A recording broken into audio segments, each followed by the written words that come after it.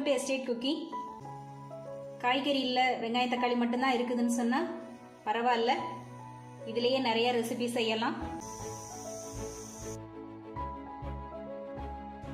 இப்போ Kerala style onion gravy எப்படி செய்யணும்னு சொல்லிட்டு பார்ப்போம்.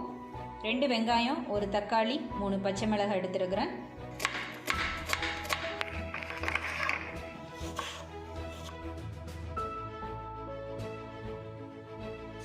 அடுப்பில் பேன் வச்சு ஹீட் பண்ணிவிட்டு கொஞ்சம் எண்ணெய், நான் நல்லெண்ணெய் சேர்த்துருக்கேன். கடுகு, உளுந்த பருப்பு, சோம்பு, 1 ஏலக்காய், 4 கிராம்பு, ஒரு சின்ன துண்டு பட்டை, கொஞ்சம் கல்பாசி, கருவேப்பிலை, 1 ஸ்பூன் இஞ்சி பூண்டு பேஸ்ட்டு, கீரி வச்ச பச்சை மிளகாய், தக்காளி. வெங்காயத்தை சேர்க்கும்போது லேசாக இப்படி உதுத்து விட்டுக்கோங்க.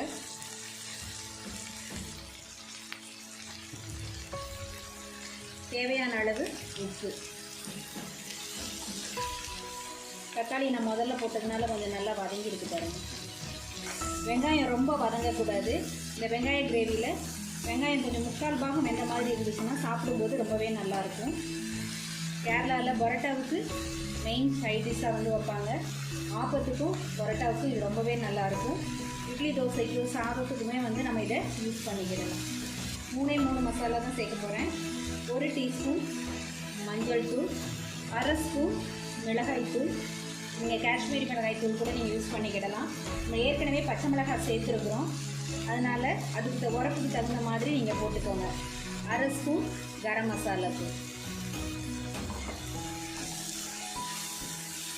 இந்த மசாலாவை வெங்காயத்தோடையே இந்த எண்ணெயில் கொஞ்சம் வதக்கிக்கோங்க. வதங்கிருச்சு. உங்களுக்கு எண்ணெய் அதிகம் சேர்ப்பீங்கன்னு சொன்னால் கூட கொஞ்சம் எண்ணெய் விட்டு எண்ணெயிலே இதை வதக்கி அப்படியே கிரேவி செய்யலாம். நான் அதிகம் எண்ணெய் யூஸ் பண்ண மாட்டேன், அதனால் நான் அளவாக ஊற்றிருக்கிறதுனால இப்போ தண்ணி சேர்த்து நம்ம கொஞ்சம் கொலன்னு சொல்லிட்டு வைக்க போகிறோம். இதில் ஒரு 1/2 டம்ளர் வந்து தண்ணி சேர்த்துக்கலாம்.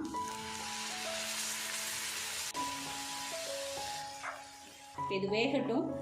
இந்த தண்ணி வற்றி கொஞ்சம் கொலன்னு வரும்போது நம்ம இறக்கிடலாம். இந்த மசாலாவோட பச்சை வாசம் வந்து போகணும், அது மசாலா வேகட்டும்.